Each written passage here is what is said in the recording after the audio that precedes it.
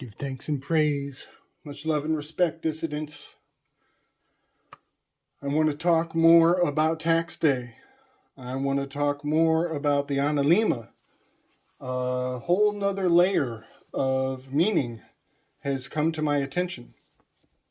I am very much beginning to appreciate some of the underpinnings of these significant days, all focused on this X marks the spot. This is the TAX day. We are at the X.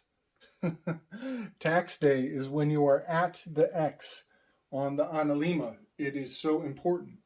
And Joshua, our brother in the Telegram, he posted a quote today, a biblical verse, stating that the women were weeping at the gate of Tammuz, Graceland, and only the kings could extend grace.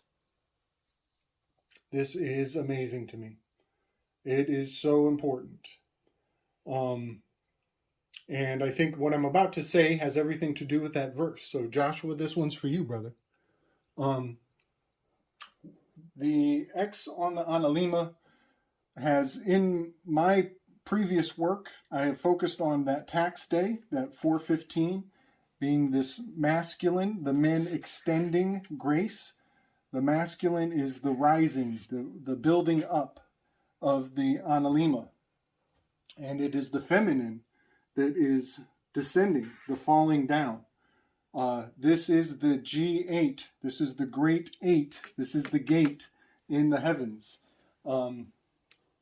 This is 78. This is Caduceus. This is the staff of Hermes, the 7 and the 8 being the G and the 8, GH, being signifying Mercury and his Caduceus staff.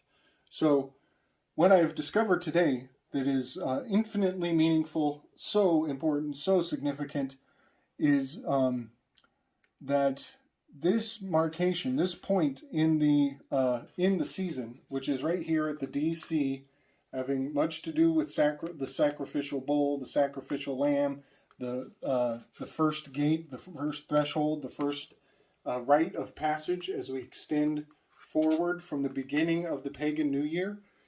It is so meaningful because that is Passover. This right here is Passover.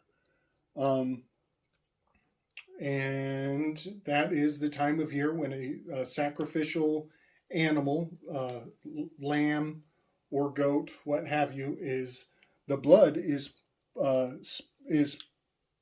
posted, is postmarked. The post is marked. This is when you have to get your taxes into the post office, to the center where all of that the blood money is collected, that's going to pay for the wars to come.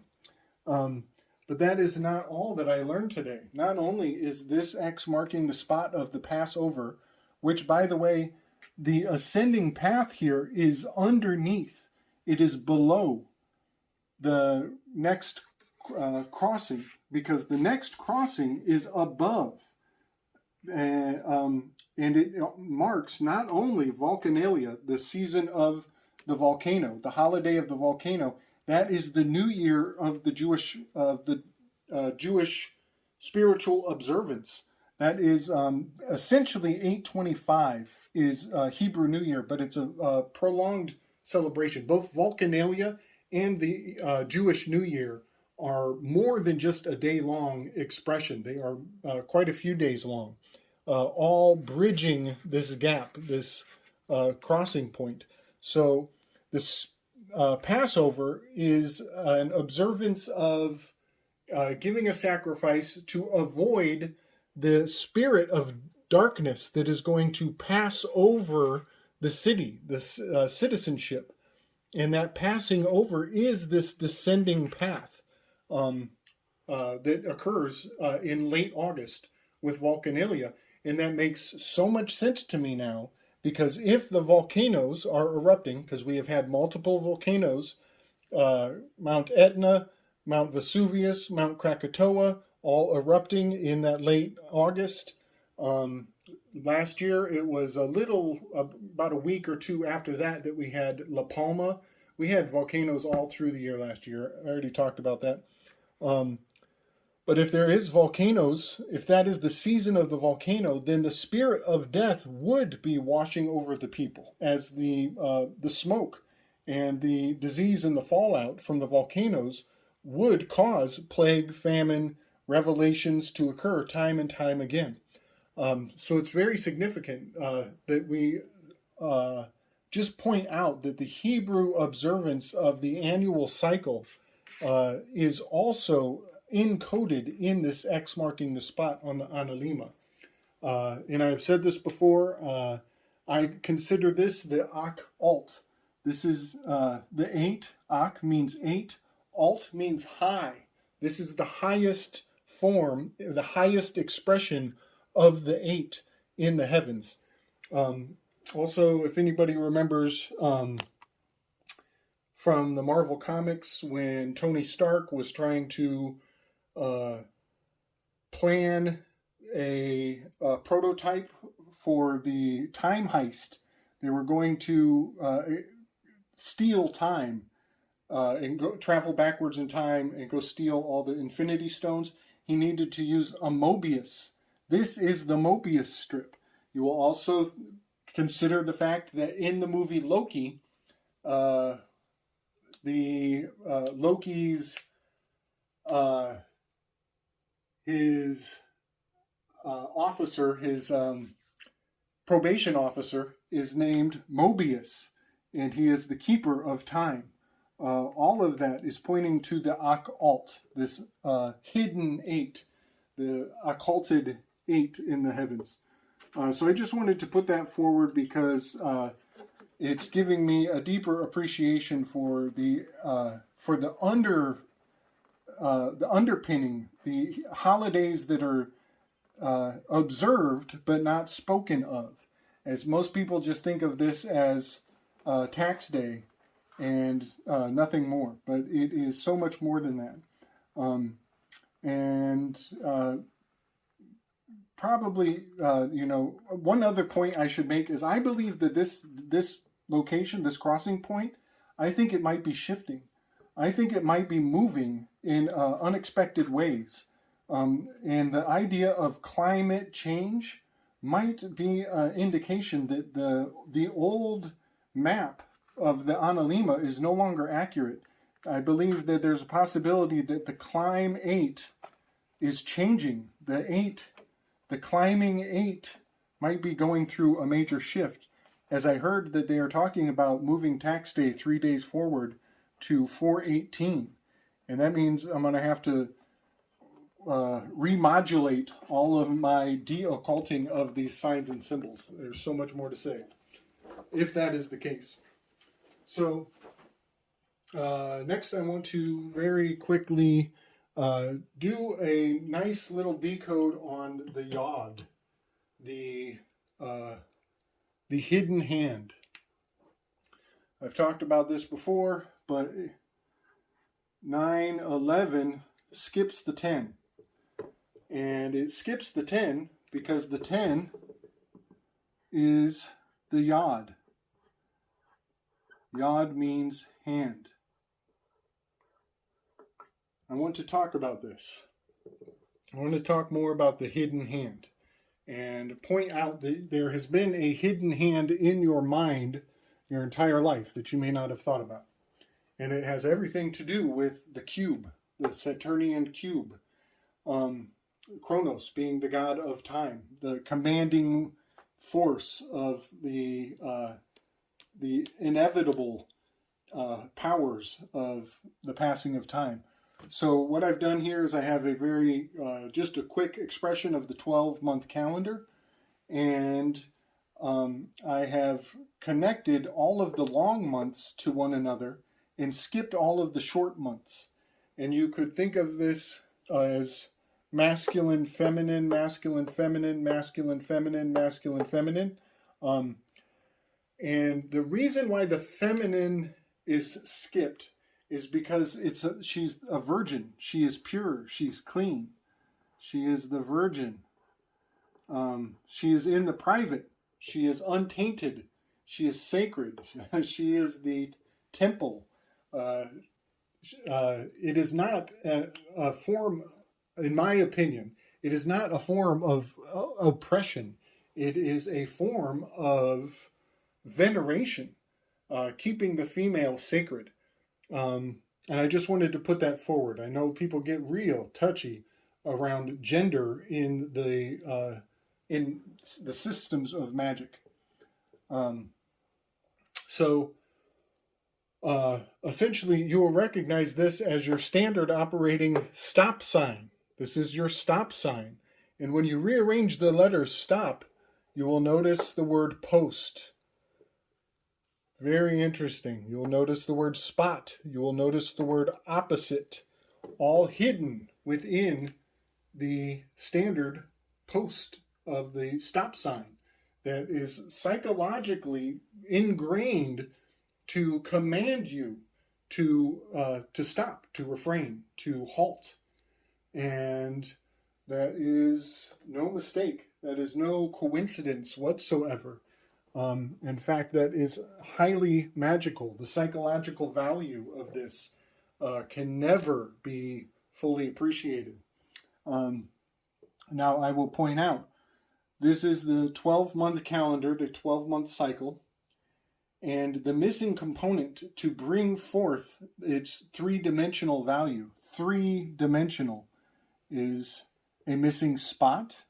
First of all, you need that center location. And then the three dimensions are the Y-O-D,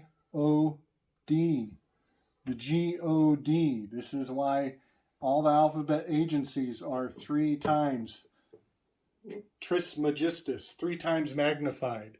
This is this holy, sacred, alchemical symbol, the Y. This is the Yod. This is the hand. This is the hidden hand that has been encoded for you to obey. Let's see. All your life, hidden hand. This is the Yod that has been instilled into your mind to remain obedient. Now, the magical value of this can go on and on and on. And what I'm bringing to bear here is, as usual, is only skimming the surface. I can never fully encapsulate the significance of this. But let me just start with a few brain teasers. If Yod equals 10, and you divide it by the 3, you get 3, 3, 3, 3, 3 forever. That is no coinkydink. There's no such thing as coinkydinks. This is the triune. This is the trimuti. This is the nakash. Let's see. In A is salt. Hg is mercury. And S is sulfur.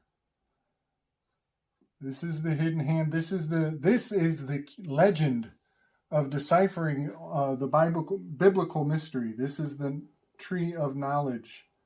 Right here is the nakash. Let's see. Mercury, salt, and sulfur. Right there. That is the Yod. This is the hidden hand. And this is what Napoleon has been gesturing with his hand in his vest coat. There's so much more. Essentially, he's signifying that he has pierced the veil, and that he has access to hidden texts.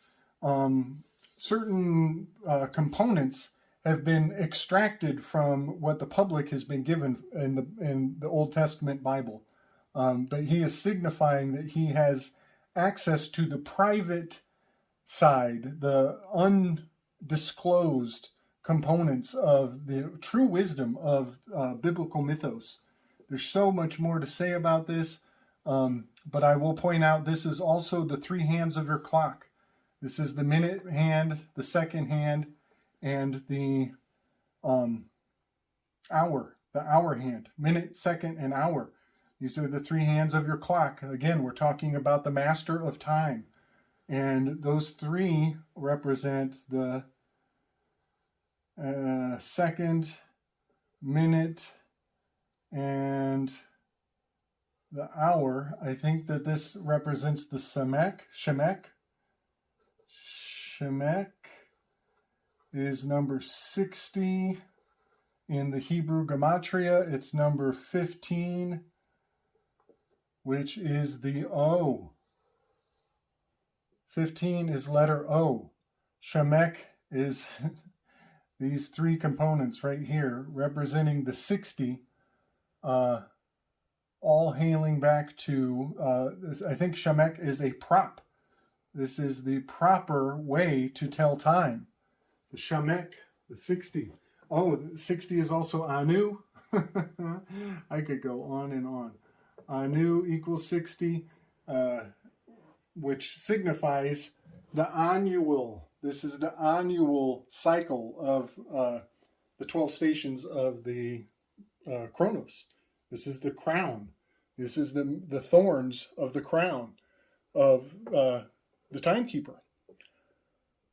So I wanted to point out all of these components of the yod, the hidden hand, those who have the private texts and the cipher, the eyes to see, to decode so many things in this world. It's quite gratifying to know and understand, but I wanted to hand that forward, and I want to hold on to this concept three-dimensionally. I want you to take it with your hand. I want you to apprehend this image of the yod. And I'm going to pull this down, and we're going to look one more time at the territories. And we're going to see that the Mississippi River generates the yod, the hidden hand, missing in my territories work. And the yod, the Y of the Mississippi, is so important. It is the missing 7. Sepi means 7. It means separated. It means missing. This is the menorah, which is the image of the 7 rivers of the Mississippi, which is in and of itself a Y. And how is 7 rivers equal the 10 of the yod? Well, when you add 1 plus 2 plus 3 plus 4 plus 5 plus 6 plus 7, you get the 28. You add the 2 to the 8 and you get the 10. This is the yod of the 7 Mississippi rivers that are missing the hidden hand. This is the hidden 10, which is spoken of in, I believe it's Isaiah 11:15. They list 7 rivers of the Nile, which is not the Nile River of Egypt. You would be in denial to think so. It is signifying this hidden hand of the Mississippi River, which is the flow of time. This is the hand of God, Chronos, moving time, as water signifies memory. It signifies the flow of the perpetual flow of time. So that is quite a lot of sloppy handwriting. Man, I'm so sorry about how illegible that comes out.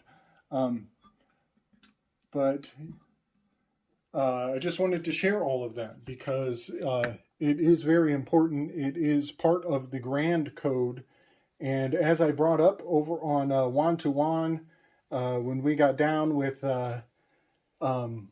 Mark Steves from My Family Thinks I'm Crazy, and Rising from the Ashes with Danunaki and homie Romie. This is also the shape of Congress. When you take an image of Congress from above and you look down, you will see the hidden hand, the hidden yod, the menorah. All right, so I think that's all I wanted to say, and I'm looking forward to seeing your comments. Tell me how awesome my handwritten United States map looks. I'm so proud of that. I am not an artist, but this really came out pretty decently, I think. Yeah, let me know what you think. Let me know what questions or ideas that inspires in you. Hope everybody digs it. Much love and respect, y'all. Strength and love.